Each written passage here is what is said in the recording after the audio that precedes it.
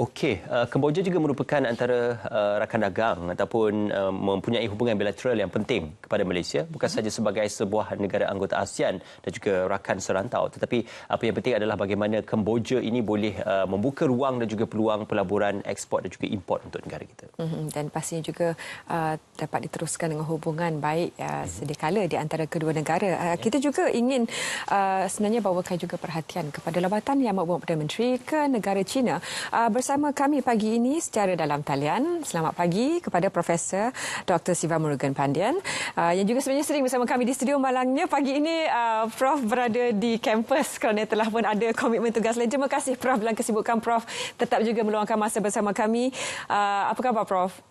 Baik, terima kasih Zaliha dan Ismail. Alhamdulillah, terima kasih Prof bersama kami. Sebelum kita bercakap berkenaan tentang lawatan Yang Amat Perdana Menteri ke China, dijangkakan esok, kita ambil sedikit wrap up ataupun rumusan ke Kemboja.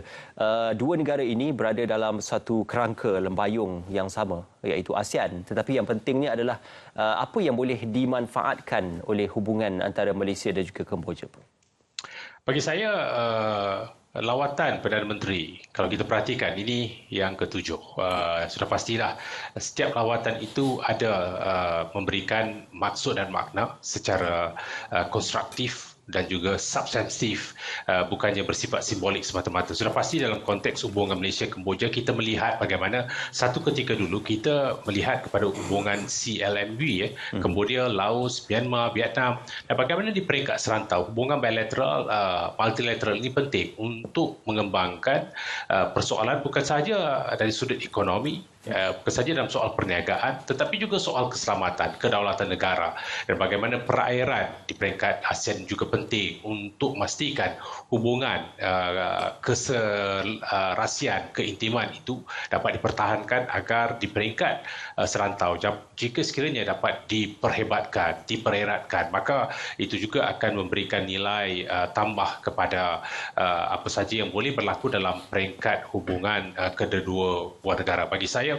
lawatan ke Kemboja itu harus kita anggap sebagai sesuatu yang bersifat substansif ke arah meningkatkan pelaburan, ke arah merancakkan semula hubungan ekonomi sebagaimana juga yang kerap kita lakukan ke atas negara-negara lain.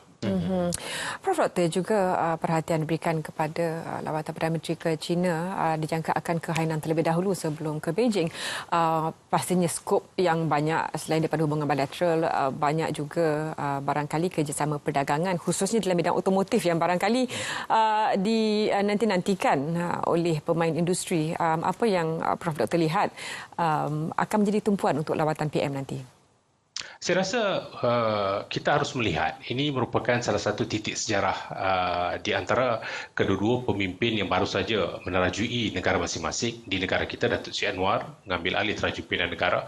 Di negara China, kita melihat bagaimana juga sudah berubah kepimpinannya. Dan ini juga akan memberikan suluhan kepada 10 tahun kerjasama komprehensif strategik yang telah pun ditandatangani selepas rawatan Presiden pada tahun 2013 dan disusuli dengan 10 tahun hubungan diplomatik, 50 tahun hubungan diplomatik di antara Malaysia dan China 2024. Bagi saya ini amat penting untuk kita menerokai bukan sahaja dari sudut pelaburan, perniagaan, tetapi juga bagaimana tumpuan boleh diberikan kepada sektor pelancongan, pendidikan, kesihatan, teknologi, inovasi.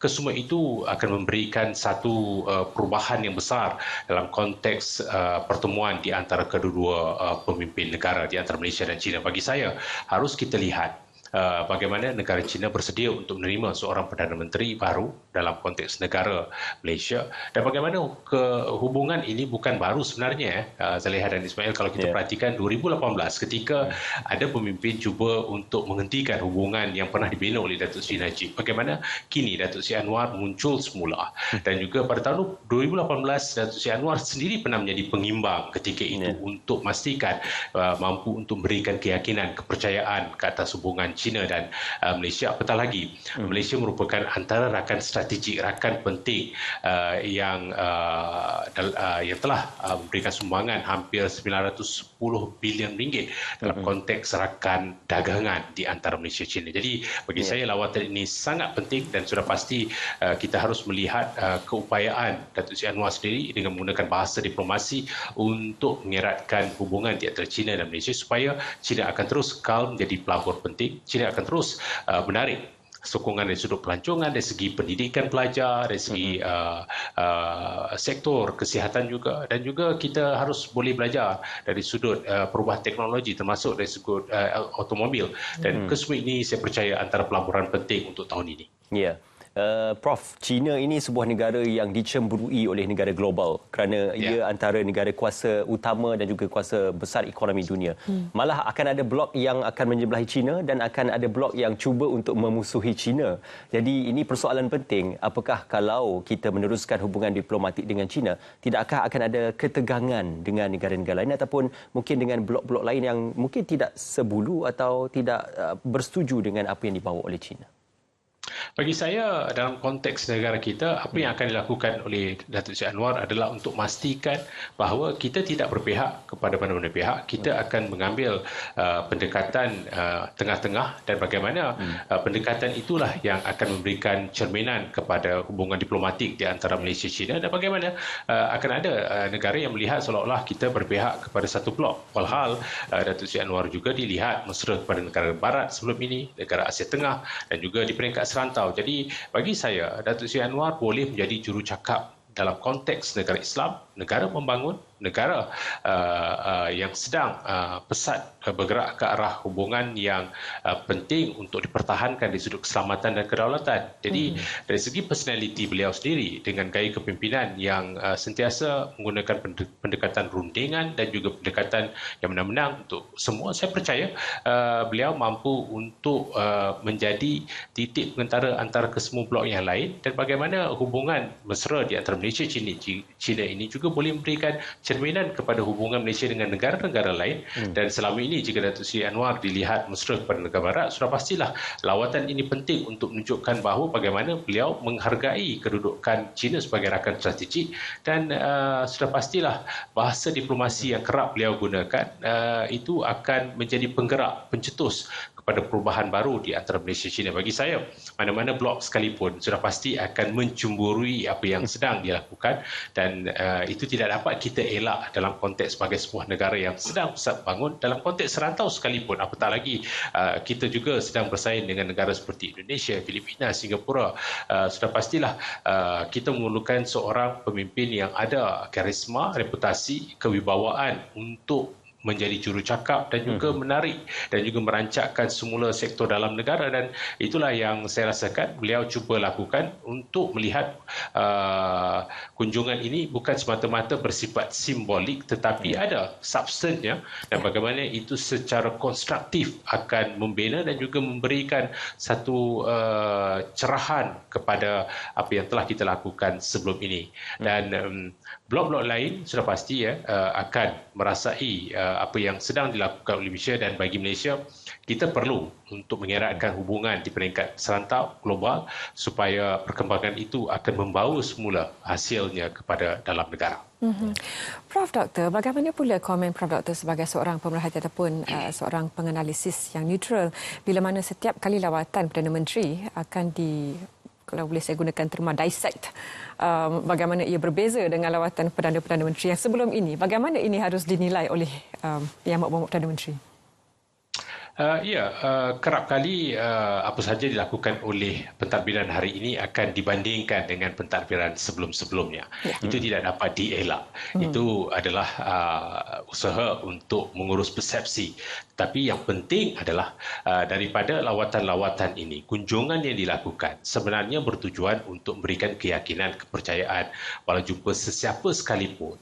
Tetapi hasilnya adalah kembali kepada rakyat. Ia bukan sekadar hubungan di antara kerajaan dengan kerajaan, tetapi juga antara masyarakat dengan masyarakat. Bagaimana dalam konteks China ini kita mempunyai satu hubungan diaspora yang cukup besar, dan sudah pastilah itu mampu untuk dimanfaatkan sepenuhnya.